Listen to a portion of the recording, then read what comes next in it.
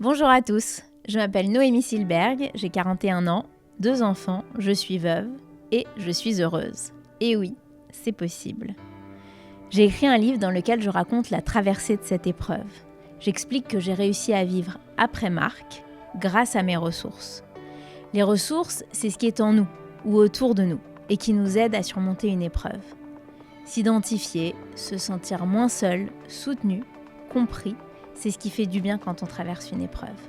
Les personnes que vous allez écouter raconter leur histoire, leur expérience, ont su puiser en elles les ressources grâce auxquelles elles ont réussi à rebondir, à aller mieux, à se réinventer. Elles nous confient leur kit de survie, leurs outils, leurs clés, toutes ces petites choses concrètes, pratiques, souvent évidentes, parfois cocasses, qui leur ont permis de se relever, de vaincre, de combattre et de surmonter ce putain d'obstacle. Alors inspirez-vous et trouvez vos propres ressources. Bonne écoute.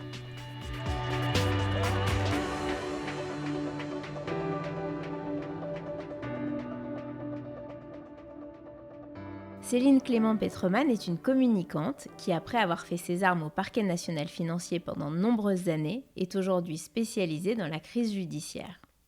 On m'a présenté Céline comme une cliente idéale pour ressources et j'ai constaté par moi-même qu'elle était effectivement composée d'un matériau qui résiste à tout. Devenue très jeune orpheline de ses parents, Céline est élevée par ses grands-parents dans une atmosphère lourde, constituée de nombreux secrets et d'un silence pesant. Cette enfance difficile est cependant guidée par les valeurs et la joie de vivre que sa mère lui a léguées. À sa majorité, Céline décide de voler de ses propres ailes et rencontre son premier amour qui lui aussi décédera prématurément. Céline continue de se battre avec 3 enfants sous le bras jusqu'à sa rencontre avec Bruno qu'elle demande en mariage et avec lequel elle aura un autre enfant. Elle se promet de ne pas reproduire le schéma familial et bannit le mensonge de son éducation. Si j'interviewe Céline aujourd'hui, c'est parce que malgré les nombreuses épreuves auxquelles elle a été confrontée, elle revendique avoir de la chance, être bien entourée et aimer les gens. Et elle nous apprend qu'on peut se relever de tout, du moment qu'on regarde toujours devant. Merci Céline de répondre à notre invitation dans ce podcast. Merci Noémie, bonjour. Est-ce que tu peux nous raconter de manière plus détaillée ton parcours qui a été émaillé de drames et d'épreuves depuis ton enfance et nous le raconter surtout au regard des ressources dont tu as fait preuve et que tu as développées, que tu as su développer au fil du temps? Alors, un parcours effectivement émaillé de drames. Si je dois résumer, j'ai perdu tous mes piliers puisque le premier décès que j'ai rencontré était le second mari de ma grand-mère et qui était mon parrain. Ensuite, donc ma maman, j'avais 9 ans, mon papa, j'avais 10 ans. Ma marraine, qui était la sœur de ma maman et qui est décédée au même âge qu'elle, à 31 ans. Mon grand-père, qui était mon tuteur légal, donc mon grand-père maternel, qui était mon tuteur légal.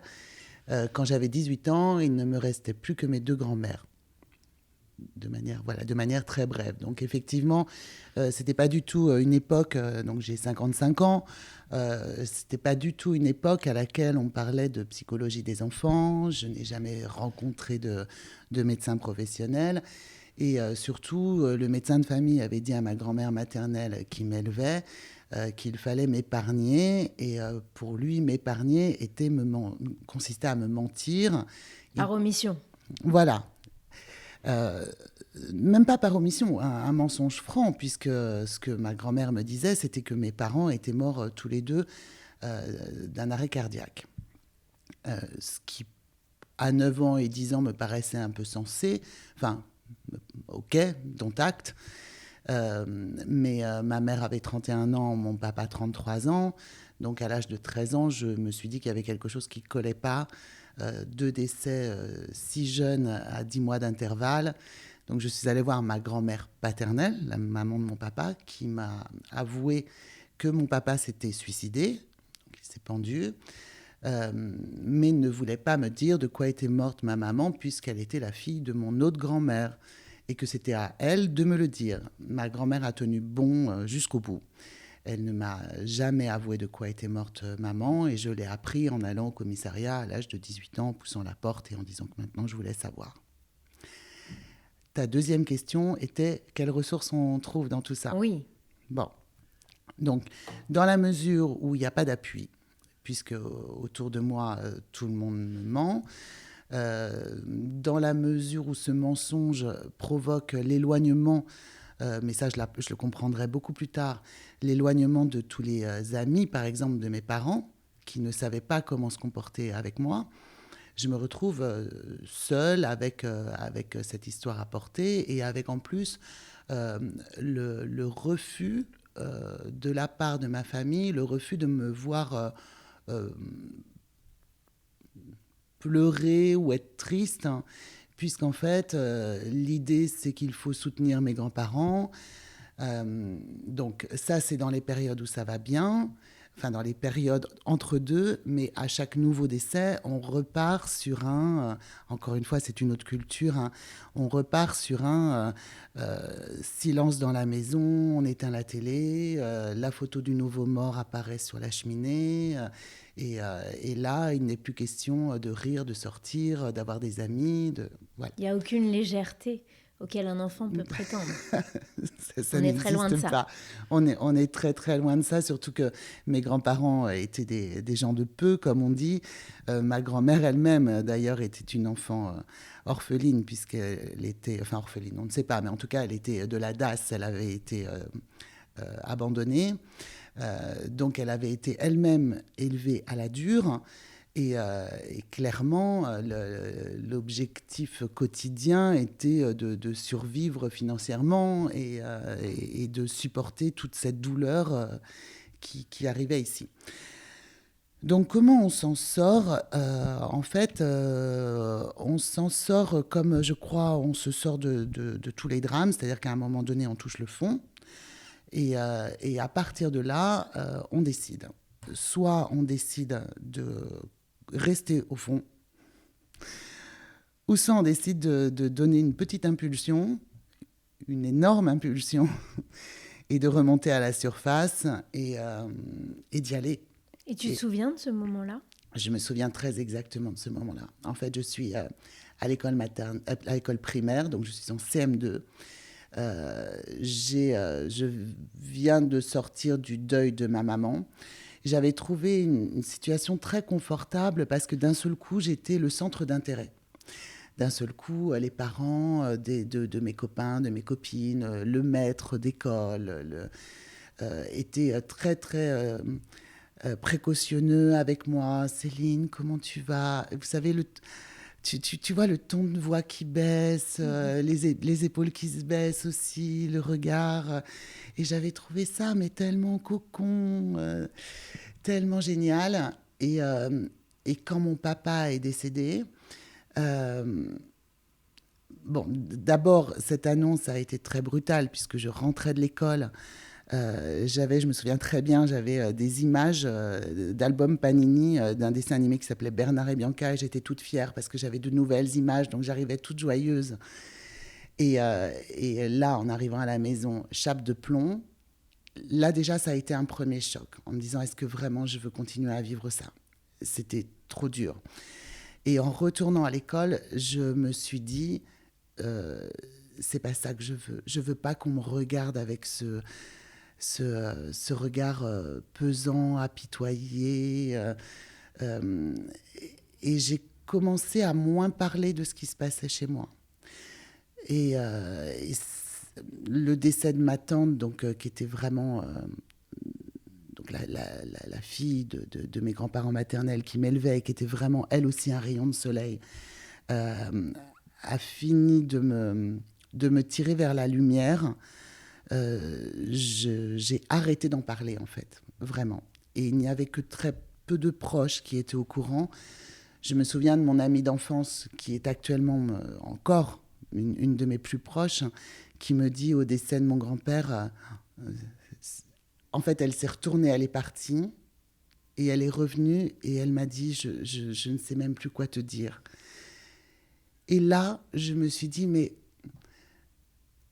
c'est trop lourd pour les autres.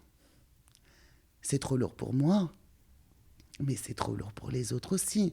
Et personne ne peut comprendre. Donc, à partir de là, le choix est de ne plus regarder ce qui se passe derrière, parce que je peux rien y changer, parce que je peux rien y faire. Je pense que c'est un luxe d'avoir un luxe philosophique, un luxe, je ne sais pas quel adjectif mettre dessus, d'avoir des regrets. Avoir des regrets, pour moi, c'est penser qu'à un moment donné, les choses pourront revenir. Moi, à partir de là, je sais que le passé ne reviendra plus. Donc, je n'ai qu'un choix, regarder devant. Et tu gardes quand même des souvenirs joyeux de ton enfance ? Oui, oui, bien sûr. J'ai des souvenirs de câlins avec ma maman. Alors, c'était un peu compliqué parce qu'elle était... je pense qu'elle était en dépression totale, donc elle prenait énormément de médicaments. Donc, elle avait des moments où elle tombait dans les pommes et elle n'était plus du tout là. Et il fallait que je paniquais parce que je n'arrivais pas à la réveiller. Donc ça, c'est les moments difficiles. Mais les moments joyeux, c'est ma mère qui était ce rayon de soleil absolument dingue. C'est-à-dire que quand on arrivait ensemble dans une pièce, et je ne sais pas, par exemple, un mariage ou une fête, je voyais le visage des gens changer et sourire en voyant apparaître ma maman. Mon papa, j'ai un peu moins de souvenirs joyeux. Je me souviens pas de moments de tête à tête avec lui. Je me souviens de marcher à ses côtés, c'est tout. Et qu'il m'impressionnait beaucoup. Il était grand et beau et il marchait très vite. Avec ma grand-mère, on a ri quand même. Hein. On jouait aux cartes, on faisait des trucs. Elle me faisait énormément travailler. Elle me faisait réviser toutes mes leçons. Elle voulait vraiment que je sois au top. Et le fait quand tu décides de ne plus en parler, puisque c'est trop lourd pour les autres, est-ce que ça te procure malgré tout un sentiment d'apaisement, de ne plus avoir ce regard, ou est-ce que c'est encore plus lourd à porter pour toi ? Comment est-ce que tu le vis ? Non, non, c'est pas plus lourd. J'ai un moment très clair, l'enterrement de mon grand-père. Donc j'ai 17 ans, c'est mon grand-père qui m'a élevée, hein, c'est le père de ma mère, c'est mon tuteur. Dont tu es très proche, qui est doux, qui est Alors, on n'était pas proche de nos grands-pères à l'époque. Tu sais, c'était l'homme de celui qui ramenait le salaire à la maison. Ma grand-mère ne travaillait pas, donc il travaillait dur. Il était d'une beauté incroyable. Il était grand, la peau mate. Je ne sais pas d'où lui venait cette peau. Il avait les yeux noirs et il avait les cheveux gominés. Tu sais, le pento, là, tu vois. Il avait une magnifique voiture, je crois que c'était une Ford, je ne sais plus quoi, là, les longues voitures blanches avec les sièges en cuir rouge. Enfin, c'était vraiment un homme classe, beau. Mais les câlins étaient très rares. Enfin, c'était vraiment un petit bisou de temps en temps. Et je l'ai vu, donc lui, il est mort d'un cancer de la gorge, je l'ai vu décliner. Et c'était pour moi absolument odieux de voir la beauté tomber comme ça, petit à petit. Il ne tenait plus sur ses jambes à la fin. Et le jour de son enterrement, je n'ai pas voulu y aller. Ça a été une incompréhension totale de la part de ma famille. T'avais quel âge à ce moment-là ? 17 ans. Et j'ai fait choix d'aller au bar avec mes potes. Et je ne leur ai absolument pas dit ce qui se passait ce jour-là. J'ai fait la fête avec eux, en fait. Mais c'était pas... je sais pas comment t'expliquer. J'arrive pas à répondre à ta question. J'ai pas de sentiment de... je ne suis pas à ma place. J'ai pas de sentiment de remords. J'ai pas de sentiment de... J'ai vraiment un sentiment à ce moment-là, si c'est ça, de survie. C'est... je peux plus. Je peux plus. En plus, ils étaient catholiques, donc quand tu entends une première fois Dieu l'a rappelé à lui, blablabla, deuxième fois, troisième fois, quatrième fois, tu te dis bon, s'ils allaient voir ailleurs, quoi. Ça commence à bien faire, et voilà. Donc quand tu as 18 ans, tu quittes l'environnement familial. Ouais, Ça te fait du bien? ouais. Ça, je l'avais annoncé à ma grand-mère à mes 13 ans, quand elle continue à me mentir et que je suis sûre que maman n'est pas morte d'un arrêt du cœur. Je la menace en lui disant je ne resterai pas et je partirai à mes 18 ans si jamais tu continues. Elle a tenu. Maman était un écureuil, donc elle avait acheté un appartement et j'avais de l'argent. Bon, j'ai tout claqué à mes 18 ans. Mais j'ai récupéré l'appartement de maman à 18 ans et un mois, très exactement. J'étais chez moi. Et nouvelle vie. Je continue à voir ma grand-mère, mais c'était vraiment... c'était cassé. C'était vraiment cassé. Et donc là, tu commences à travailler. Ah oui. Qu'est-ce que tu Ah fais? oui. Tout de suite, je vais voir un... Par une copine, j'apprends qu'un avocat cherche une secrétaire parce que cette copine-là part 3 mois, je crois, en Amérique du Sud. Et à la maison, on avait une petite machine à écrire, un jouet, tu vois. Et je vais voir cet avocat et je lui dis que je sais tout à fait taper à la machine. Je lui plais, il me fait faire un essai, il me dit ça va pas du tout, évidemment. Et donc il me demande de venir un mois plus tôt sans salaire pour m'entraîner. Il me fait confiance et voilà, je suis lancée. Donc tu avais quand même, toutes ces épreuves te donnent une vraie force et un caractère. Un aplomb. Voilà.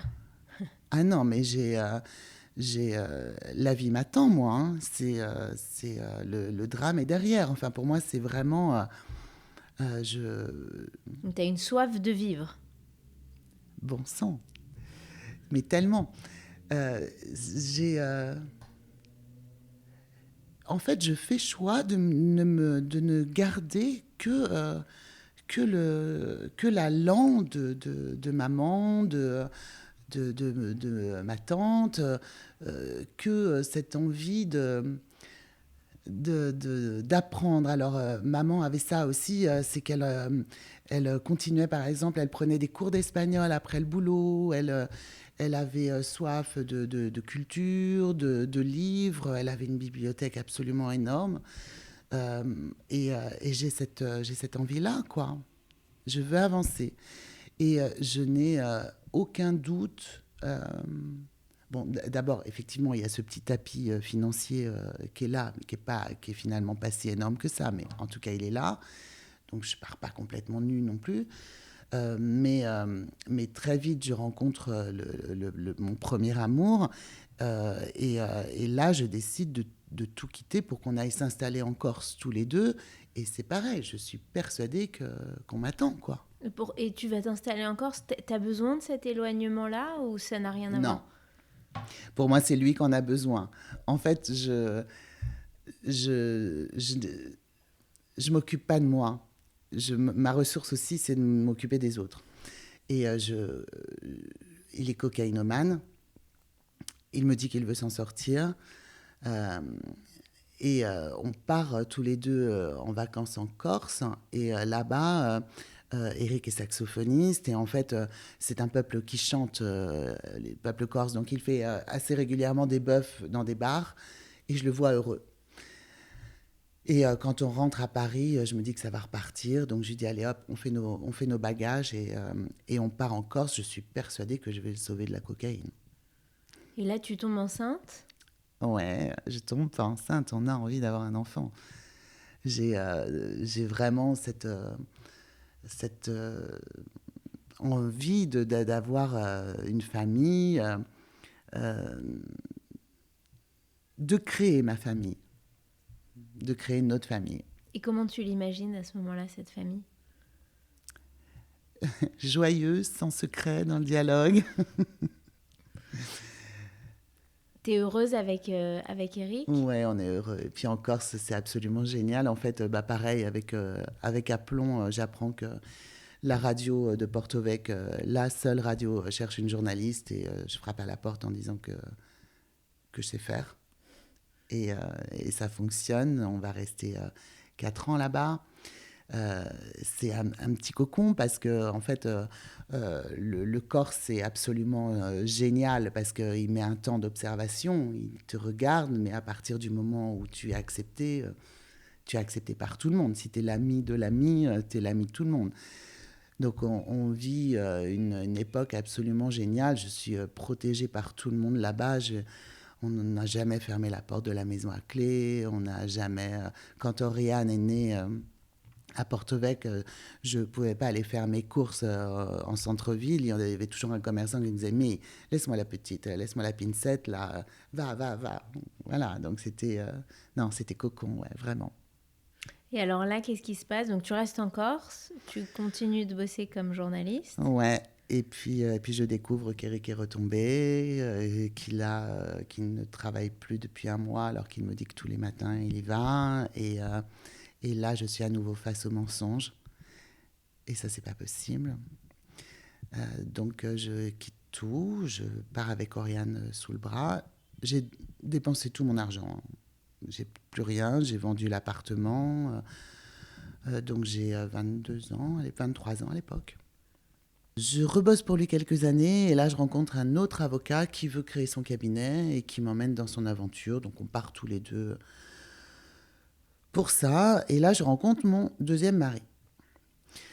Euh, je prends l'exact opposé d'Éric.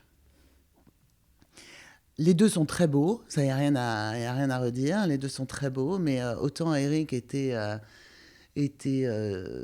joyeux, un peu fou, artiste, pas solide, fragile. Autant mon deuxième mari est militaire de carrière. Déjà, ça donne une idée du grand écart. Grand, brun, ténébreux, je le trouve mystérieux. En fait, il n'est pas mystérieux du tout, il est taiseux. Mais je me dis que voilà, son épaule est solide, que je vais pouvoir enfin me poser. Et donc avec Gilles, on a 2 enfants. Euh, Mon fils, Enzo, donc il a 4 ans et demi d'écart avec Oriane. Donc pour Oriane, c'est comme si elle avait un peu 2 papas, quoi. Elle prend la décision, d'ailleurs, à la naissance de mon fils, elle demande à Gilles si elle peut l'appeler papa. Et puis une deuxième fille qui s'appelle Sacha. On passe ensemble 12 ans. Euh, et là, je découvre à nouveau que je vis avec un homme qui me ment. Euh, En fait, c'est pas anecdotique. C'est le fait de vivre comme ça dans un circuit complètement fermé qui est l'armée et de n'avoir jamais rien à faire par soi-même fait que quand il se retrouve dans la vie réelle, il ne sait pas passer des entretiens, il ne sait pas prendre rendez-vous avec un médecin, il ne sait pas. Et en fait, la seule ressource qu'il trouve, lui, pour s'en sortir, c'est les sites de rencontres. Et je découvre qu'en fait, il y a plein de nanas à côté et qu'il est dans une vie complètement virtuelle. Et donc, je décide à nouveau de partir et de le quitter. Voilà. Et là, à ce moment-là, quand je quitte Gilles, je travaille au ministère de la Justice depuis plusieurs années.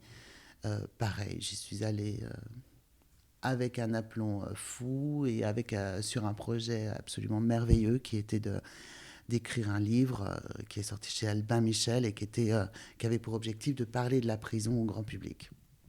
Qui s'appelle comment? La prison vue de l'intérieur. Mais j'aime écrire. Enfin, et là, donc, je travaille sur ce livre au ministère de la Justice. Euh, Quand je commence ce livre, on me dit il y a un type qu'il faut absolument que tu appelles, parce que moi, je ne connais rien à l'administration pénitentiaire. Il faut absolument que tu appelles un mec qui s'appelle Bruno Clément. J'appelle Bruno Clément.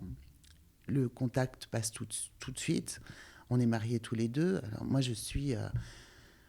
oui, ce que je t'ai pas dit, c'est qu'en fait, tout ça m'a donné des valeurs, une morale. Donc ça commence par ne jamais mentir, évidemment. Mais c'est aussi évidemment, ça passe aussi évidemment par le respect. Donc tu fais pas aux autres ce que tu veux pas qu'on te fasse. C'est aussi l'histoire de mon enfance. Et donc on est mariés tous les deux, et moi un mec marié, il est asexué, quoi. Enfin je ne regarde pas, je ne touche pas, quoi. Et quand je me sépare de Gilles, c'est le moment, donc ça fait 5 ans qu'on se connaît avec Bruno, ça fait 5 ans qu'on déjeune de temps en temps ensemble, qu'il y a vraiment un bon contact entre nous. Et arrive la sortie du livre. Ça aura mis longtemps à maturer, mais on en arrive à la sortie du livre. Et là, on donne une conférence de presse. Je vois Bruno entrer dans la salle et d'un seul coup, je me dis, mais en fait, il est beau cet homme-là. Et puis, il me tend 2-3 perches pendant la conférence de presse qui me font beaucoup de bien. Je sens à l'intérieur le bien qu'il me fait. Le soir même, on débriefe avec une amie en se disant mais non, il faut qu'on aille prendre un verre, c'était un moment absolument magique, on va se raconter cette conférence de presse dingue. On avait des surveillants pénitentiaires qui avaient pris le car le matin à 4h pour être à la conférence de presse Place Vendôme à 10h, enfin tout était magique. Et donc on parle d'un tel, et on arrive à Bruno, et je parle à Steph de Bruno, et d'un seul coup je lui dis mais en fait c'est l'homme de ma vie, et demain je vais lui envoyer un mail et je le demande en mariage. Ce que j'ai fait. Et il a accepté. Et Donc il s'était rien passé entre il vous. s'était rien passé. On s'était même pas touché. On s'était même pas... j'ai eu un moment de stress quand même. Hein. Et lui aussi d'ailleurs. Quand on s'est revus la première fois en ayant tous les deux projeté ce mariage. Lui tremblait d'ailleurs. On était dans un restaurant. Lui tremblait. Et moi, j'étais pas si fière que ça, quoi. Et, bon, évidemment, après, il y a le moment où je me souviens lui avoir dit mais est-ce qu'on va être compatibles, hein, même physiquement, tu vois. Et ben non, en fait, je crois que le cœur, ça trompe pas trop, quoi. Et donc, voilà, donc on se marie tous les deux. On a une petite fille qui s'appelle Gabrielle, qui a 15 ans maintenant. Et famille complètement recomposée, puisque lui a 3 filles aussi de son côté. On a 7 enfants, à nous deux. Pas mal. Pas mal, pas mal. Et les enfants, tu leur racontes toute ton histoire depuis le départ, depuis qu'ils sont petits, en fait. Oui, oui. Enfin, à mesure de ce qu'ils peuvent voilà, comprendre, évidemment. c'est exactement ça. Tu leur caches rien, en tout cas. Ah non, je leur cache rien. Ils n'ont jamais demandé, par exemple, à aller sur la tombe, tu vois. C'est un truc... moi, je ne vais pas au cimetière. Moi non plus. Mes parents, c'est mes anges, ils sont là à côté de moi, je leur parle régulièrement. J'engueule Eric aussi beaucoup, parce que donc Eric a décidé de se suicider. Donc, le père d'Oriane, ta première fille, avec lequel tu vivais en Corse. Exactement. Donc lui, je l'engueule pas mal. Mes parents, je fais appel à leur protection. J'ai plus les voix, j'ai plus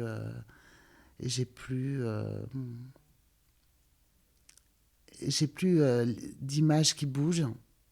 Tu vois, je te disais tout à l'heure, mon marché à côté de mon père, ça, je me souviens de la sensation, mais j'ai le sourire de ma mère, et je ne sais plus ta question.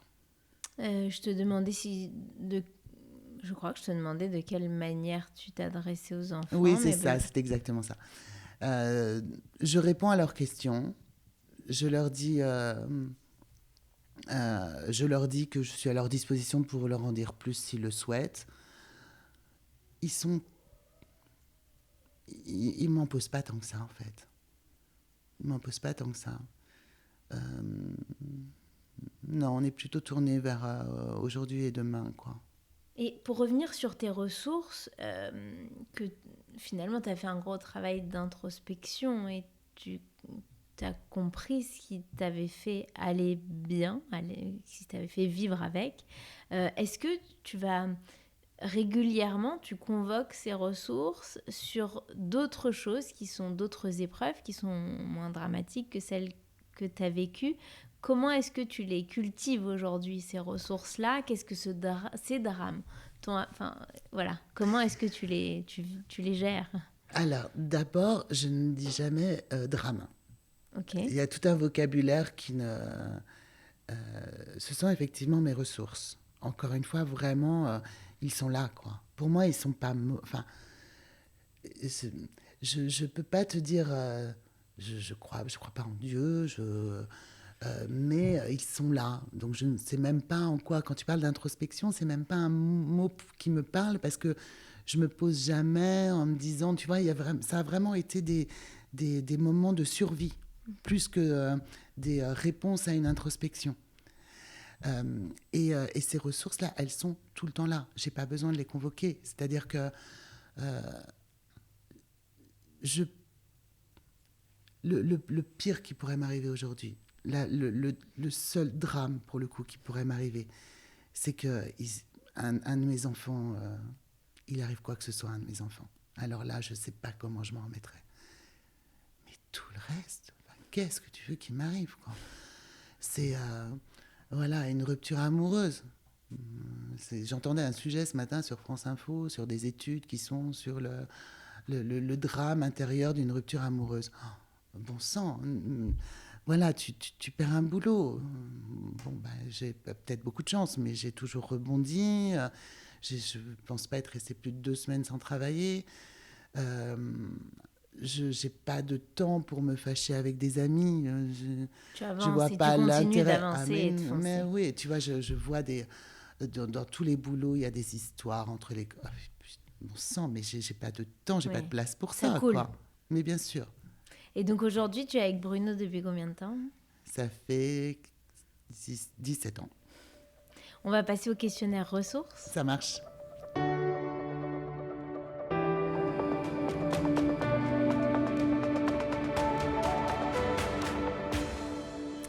Est-ce que tu as un lieu sûr, un lieu qui soit réel ou imaginaire, qui t'apporte du calme, de la sérénité?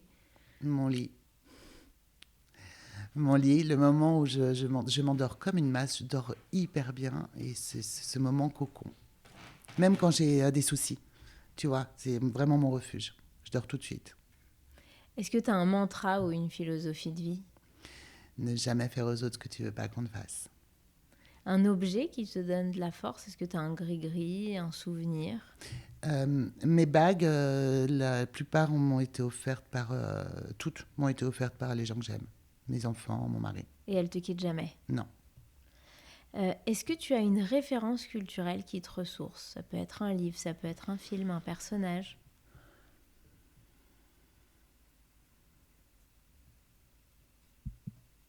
Alors, pardon, il va falloir couper là. Non, mais tu peux ne pas en avoir et on passe à la question suivante, il n'y a pas de problème. J'en ai forcément, mais là, ça ne vient pas.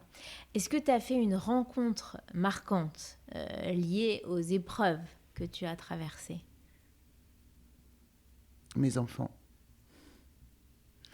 Est-ce qu'il y a une scène décalée, tragicomique qui te revient? Moi, avec mes images de Bernard et Bianca qui continuent à dire je suis contente, alors que je vois très bien qu'il y a un drame autour de moi.